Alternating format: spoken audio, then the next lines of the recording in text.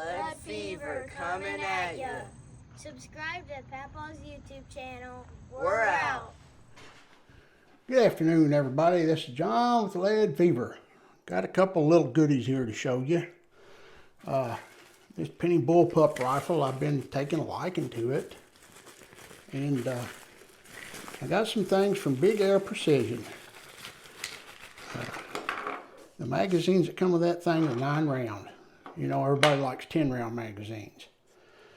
So I got these Big Air Precision. You can see right there it says Pinty Pup 22 caliber. And these are 10 round. They're made a whole lot better. And they all load a lot different than what the original does. You turn this around all the way counterclockwise. You drop your first pellet in from the top instead of the bottom like the original. Then you let it rotate each one. Once you put that first pellet in there, you can turn it by your thumb, drop a new pellet in there. I got 5 of these here. I got 5 of these magazines. I like 5 magazines, 5 10 rounders for whatever I got. Then, the second thing we got here, if I can get it open, come from Big Air Precision also. All this stuff comes from Big Air Precision. The Bullpup, air gun only. It's a moderator. It takes the place of the air stripper and the 8 or 9 baffles that's in there. And this screws onto the 1/2x20 on the barrel that you seen the other night when I took that air stripper off. And this becomes a moderator. It gets rid of those baffles, and then once you remove that air stripper and push this back in there, you don't have any air coming out of your barrel and coming back into that shroud and blowing out those holes into your face and saturating your face with lead dust. So that's pretty nice. Then the last thing we got here that goes with this, which I don't think that the thing really needs it, but I thought might as well. A barrel band to help make sure that the barrel stays nice and tight at the end. And what we're going to do is I'm going to put all of these on. I'm going to show you how I put them on. These 2 pieces here. And I have my iPad set up over there with a sound meter app on it that's supposed to be just as accurate as the decibel meters that you pay big money for. And we're going to take a reading at the end of the gun. Now for me, I'm sitting back here at the back, and that's the reading that is important to me. But if somebody's out in the distance and you're shooting and you're making a lot of noise, then you need to be concerned about what the volume level is for that. And I can tell you, I wear hearing aids.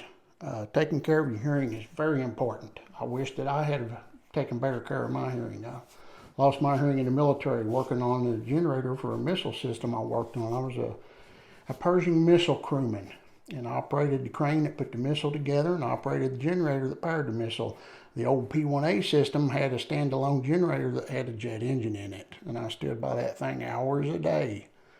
And the earmuffs that they give us were dry rotted, and they didn't block enough of it out. So I've been wearing hearing aids for a while, and you need to take care of your ears. So these are good for that. I don't like them for rimfire. They're supposed to be good for air rifles as far as helping them even maybe be a little more accurate. And we're going to find out. So let me get resituated here with my camera, and I'm going to show you how to put this stuff on real quick. And we're going to take a reading before we put this on the decibel meter on the iPad, and then we're going to take one after we put it on. Then when I get done with that, I'm going to show you my air compressor, what brand it is. They don't really have a model number on it. I couldn't find a model number for it anywhere, but I can explain to you which one it is. You can buy them on Amazon or go to the Vevor store. It's a Vevor, V-E-V-O-R. And mine is the one that has the built-in water cooling with the pump. It's got a reservoir, and I just figured that would help it last a lot longer. And it's a bigger one. It's 4,500 PSI, and we're going to time how long it takes to fill this rifle up from going off the regulator. That's where it's at right now. We're going to do a couple more shots through it just to see how this works on it. Then I want to start it up. I'm going to show you starting it, and I'm not going to make you sit there and listen to how loud it is, we'll stop the recording and I'll have the timer set on my iPad, and then we will show how long it takes to fill this back up from being down low enough to where it's not placing accurate shots anymore. Give me just a minute. We'll get set up. We'll get this thing going. It's lead fever coming at you. All right, folks, you're looking at my iPad right now. It's recording, and it goes to the highest level, and it stays there. And it doesn't drop back down until you reset it. So I'm going to cock this, and I'm going to pull the trigger, and we're going to get a reading off of it. Then I want to show you how I put this stuff on, and then we're going to do it again. So you can't see me, but I'm going to cock it. And we're going to shoot it. And this is what it's going to be like at the end of the muzzle. So 133.2 is what we got right there. All right, let me pause this and we'll get set up and put these pieces on. All right, folks, you may not be able to see my big mug too good, but that's not important. Okay, so we're going to put this moderator and barrel band on. So the first thing we want to do is we want to take the shroud off of the barrel. So I need to get it going. She's on there tight. There we go. Finally got it moving. Unscrew this shroud. We're going to get it off of there. Long-winded threads.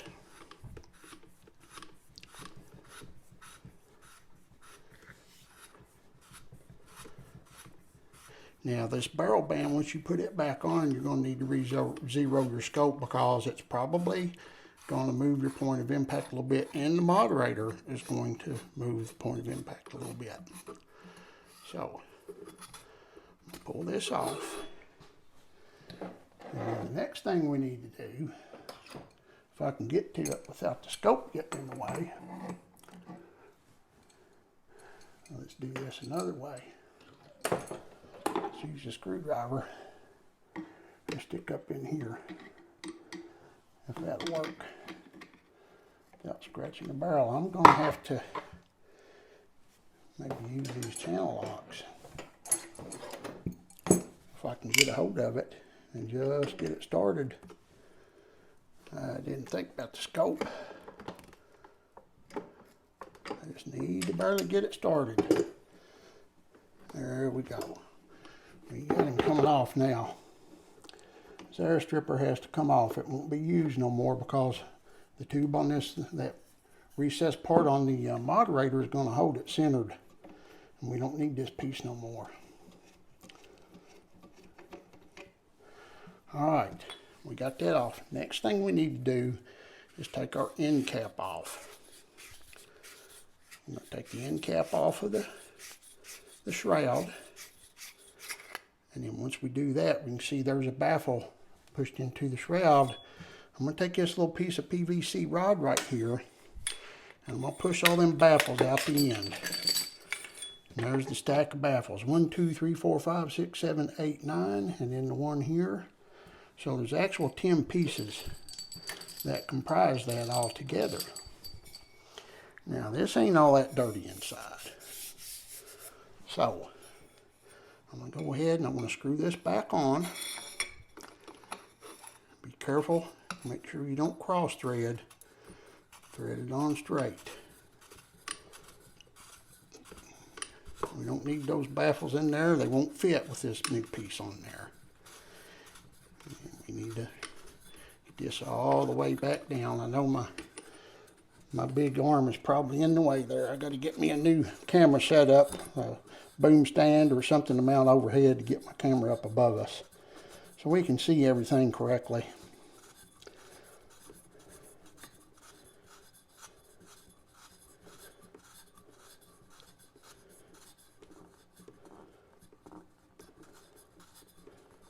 Alright, that's on there nice and tight. Now the next thing we need to do is put the barrel band on, because we can't slip it on once we put the moderator on. all you do, it's got rubber here and here. So I'm going to put just a little bit of this silicone grease on those pieces to make it slide on easier and to preserve that rubber. And it don't take much of this stuff. You can get carried away with it. Alright, so the next thing we want to do, once we got the shroud back on there tight, we want to take our barrel band and we want to slide it on around the shroud of the barrel and the tube tank. And we're going to push it back here.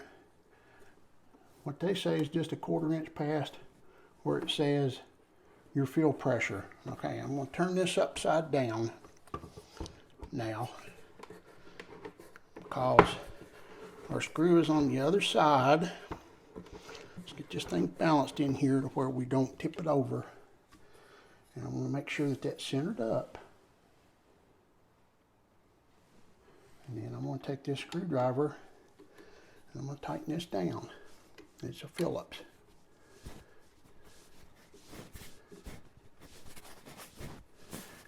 And you just want it snug. You don't want to over tighten it. You don't want to cinch down on it to where it's bending anything. You just want this little gap up here to close. Once that gap closes, you're done. So that's it.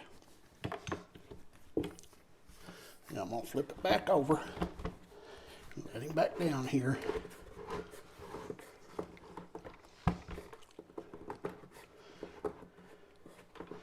And then this has O-rings on it right here. It's got a little O-ring right there and one right up against the end. I'm going to put a little bit of our silicone grease on there on both of those O-rings. It don't take much. And then I'm going to rub just a little bit of it on the surface of the inside of this so that we can always get it on and off easy. Now we're going to stick this in the end. There's no ring back here too. And it's wanting to come off because I didn't put anything on it. I went to pull it back out. So it's back on there. Let's get a little bit of that silicone around there. I didn't see that. Alright. Now we're going to stick this in there easy. And we're going to come back until we meet our barrel.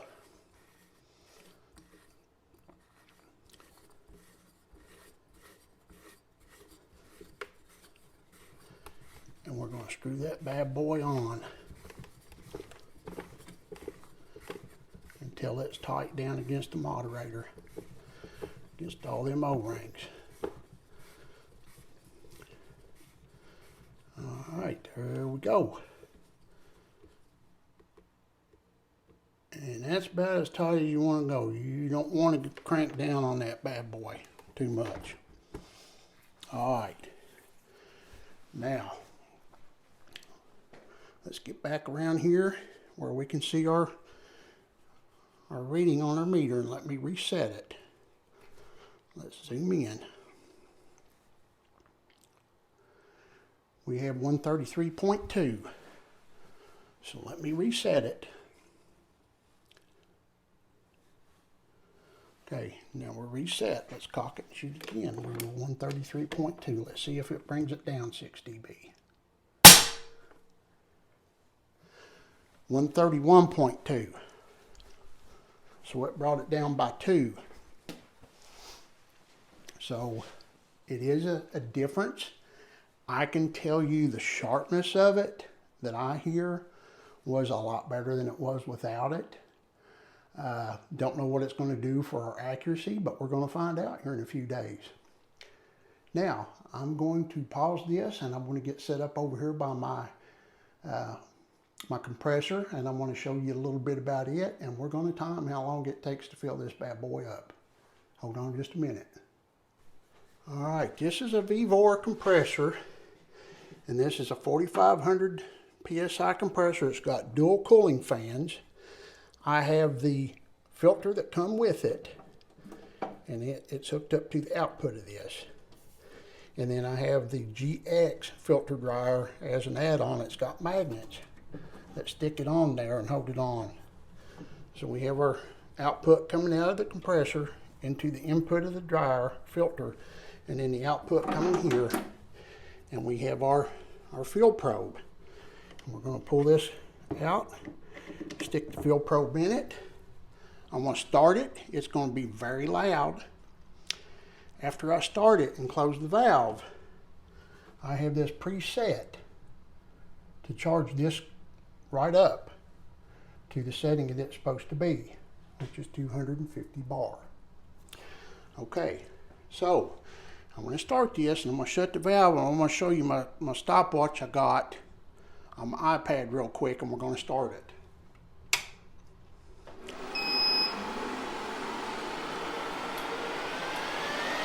Okay, got the water pump moving, and I can look through the glass here. Got a flash, you can see. There's water flowing through there. So, I'm going to show you our stopwatch. I'm going to start the compressor. I'm going to shut the valve. And as soon as I start building pressure here,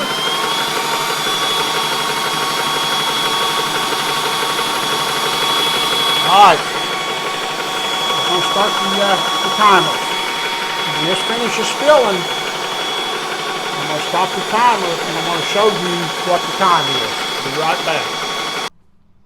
Alright folks, we got 4 minutes, 56 seconds. That's what it took to fill all the way up. And I'm going to show you what you do once you finish filling. First thing is you open the valve right here on the compressor itself, and you open the valve on your filter. Then you open the valve at the bottom to drain the water out of the system. You can hear that water popping coming out. Okay, you look at your gauge on the compressor. Once it's bottomed all the way out, you can pull your field probe out, and you're done. Most people like to leave the field probe in there. I don't. I don't want to bang it around. So what we're going to do now is we're going to get a close-up of the gauge. And you can see, let me get down here even closer. You can see that the gauge is right there between the green and the red. So that is how this compressor works. It took 5 minutes to fill, and that's a whole lot of hand pumping that you don't have to do. Let me come around here and let you see what this thing looks like from the side, so I can do it without banging around too much. And that's what it looks like. This wheel right here is for your cables to hook to your battery. You can plug it in the 120 in the house, or you can hook it up to the battery on your car, take it out in the field with you. Up here is the water fill, and it's got a glass in the top of it so you can see the water is actually circulating before you start the pump. This was $339 on Amazon. They shipped it in a box. It was just completely padded down. It was in great shape when I got it. It's worked flawless from day one. I hope it lasts me a long time. It comes with a rebuild kit. It comes with the battery connections for the power. It comes with extra filter medium to put in this filter. I'm using the double filter. So I hope y'all got something out of this. And that's the way I get mine charged up and get it ready to shoot. And you also, when you charge your air rifle, especially if you're completely dead, you want to pull your cocking lever all the way to the back to open up the valve so it'll take air. If you don't do that, the valve will be open and it'll never charge. This charges to 250 bar. Megapascals, if it's 25 megapascals, if you want to convert it to bar, you add a 0 on the end. And then that's about 3,600 PSI. So this is Lead Fever. Hope y'all enjoyed this. We will see you next time we're out the range with this thing. God bless everybody. We'll see you on the next one.